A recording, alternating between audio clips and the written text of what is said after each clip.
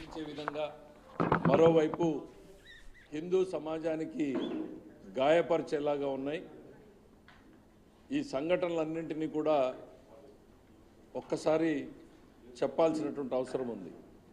గత 3-4 రోజుల నుంచి ప్రతిపక్షంగా వైఎస్ఆర్సీపీ అనేక అంశాల మీద వాళ్ళు సభ జరగకుండా చేస్తూ ఉండడం ఈ రాజకీయ కార్యక్రమంలో భాగంగా నడుస్తూ ఉంది.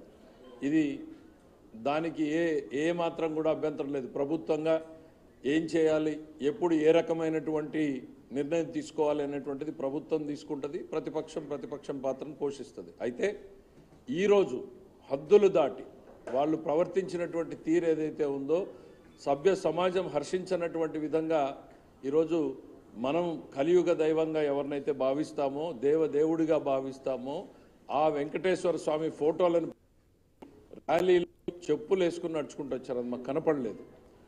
కానీ సభలోకి వచ్చిన తర్వాత ఒక ప్లకార్డ్ లాగా వెంకటేశ్వర స్వామి ఫోటోల్ని వాడడం, చెప్పులు వేసుకుని వాళ్ళు ఆ ఫోటోను పట్టుకున్నటువంటి తీరు మమ్మల్ని అందరినీ కూడా కలిచివేసింది.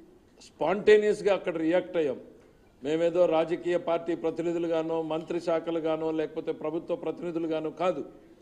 అట్లీస్ట్ ఇప్పుడు నన్ను తీసుకుంటే ముందు ఈ సిటిజన్ ఆఫ్ ఇండియాగా భారత రాజ్యాంగాన్ని నమ్మినటువంటి వ్యక్తులము, రెండవది హిందూ సమాజం నుంచి వచ్చి సమాజం నేర్పినటువంటి సంస్కృతి సాంప్రదాయాలను పుట్టి పెరిగినటువంటి వాళ్ళం.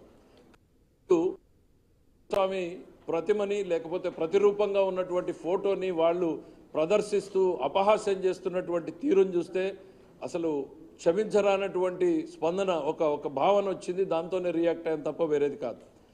ఇది ఖచ్చితంగా దేవుణ్ణి రాజకీయాల కోసం వాడుకోవడంలో పరాకాష్ట. ఎస్, రాజకీయాల్లో మీరు ఎంత దూరమైనా పోవచ్చు, ఏమైనా ఎత్తుగడలేచ్చు, దట్ ఈజ్ ఆల్ యాక్సెప్టబుల్. కానీ ప్రత్యక్ష దైవంగా కొలిచేటువంటి వెంకటేశ్వర స్వామిని రాజకీయాల్లోకి రావడము అని అంటే మీకు, మీ పార్టీకి, మీ పార్టీ అధినాయకుడికి దేవుడి పట్ల ఏ రకమైన ఆలోచన ఉంది అనేటువంటిది ఇవాళ సమాజం ఆలోచించుకోవాల్సినటువంటి అవసరం ఉంది. ఈరోజు ప్రధానంగా వెంకటేశ్వర స్వామిని గత 2 నెలలుగా 3 నెలలుగా మీరు రాజకీయం కోసం వాడుతూనే ఉన్నారు.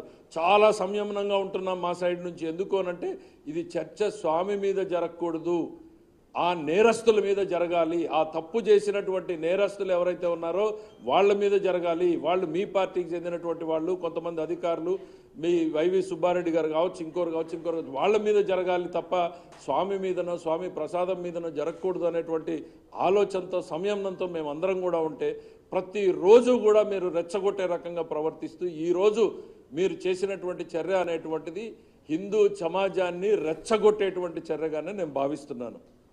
ఖచ్చితంగా వాళ్ళ ప్రవర్తన ఈరోజు సభలో మీరు విజువల్స్ చూడండి. అవేవి ప్రీ ప్లాన్డ్గా కాదు, స్పాంటేనియస్గా వచ్చినటువంటి మాటలు ఏ రకంగా ఉన్నాయనేటువంటిది ఒక భక్తుడి మనోవేదన, ఒక భక్తుడి మనోభావన ఎట్లుంది అనేటువంటిది ఇవాళ నేను అక్కడ మాట్లాడాను. ఇవాళ కూడా నేను మాట్లాడుతూ ఉన్నా. నేనైతే ప్రధానంగా నేను ఒకటి కోరుతా ఉన్నా, ఇది వెంకటేశ్వర స్వామి పట్ల వైఎస్ఆర్సీపీ పార్టీ విధానమా అని నేను అడుగుతున్నా. వాళ్ళ పార్టీ ఫిలాసఫీనే ఇదా? It is time the society asks him. ఈ సమాజానికి జగన్మోహన్ రెడ్డి గారు సమాధానం చెప్పాల్సినటువంటి అవసరం ఉంది. అవును, వెంకటేశ్వర స్వామి పట్ల మా విధానం ఇదే అని చెప్పాల్సినటువంటి అవసరం ఉంది.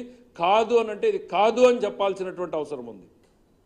దీనికి ఖచ్చితంగా ఒక పార్టీ చేసేటువంటి చర్యలు, ఒక పార్టీ ప్రతినిధులుగా ఒకరో ఇద్దరో చేస్తే అది వ్యక్తులుగా అనుకోవచ్చు. పార్టీ మొత్తంగా లెజిస్లేటివ్ పార్టీ మొత్తంగా మీరు చేసినటువంటి చర్యని పార్టీ ఆదేశాల మేరకు జరిగినటువంటి చర్యగానే భావిస్తారు. అంటే జగన్మోహన్ రెడ్డి గారి ఆదేశాల మేరకు జరిగినట్టుగా చర్యగానే భావించాల్సినటువంటి పరిస్థితి ఉంది.